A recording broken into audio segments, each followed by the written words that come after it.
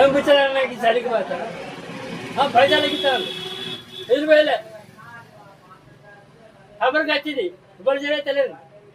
ఇప్పుడు రాలే అనే నీకు ఇందిరమ్మ మన డబుల్ బెడ్రూమ్ రాలేదా? ఇంకా రాలేదు ఇంకా రాలేదు పోలేనట్టు పోతా. పో, నీకు శాంక్షన్ అయిందేమో. అయిందా కాలేదు అసలు కన్ఫర్మ్ కాలే? ఇంకా లేదు. వెళ్ళి చెక్ చేసుకో. మన మండల ఆఫీస్ పోయి ఒకసారి చూసి ఆ సార్ని అడిగి తెలుసుకో. తెలుసుకుంటేనే కదా నీకు తెలిసేది. వెళ్ళు.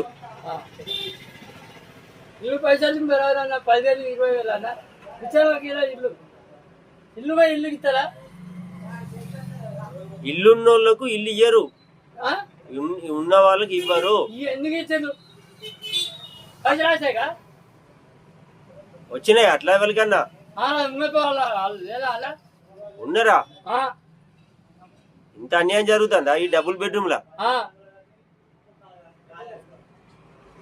సరే, నువ్వైతే పోయి సార్ని అయితే అడిగి కలిసి తెలుసుకో.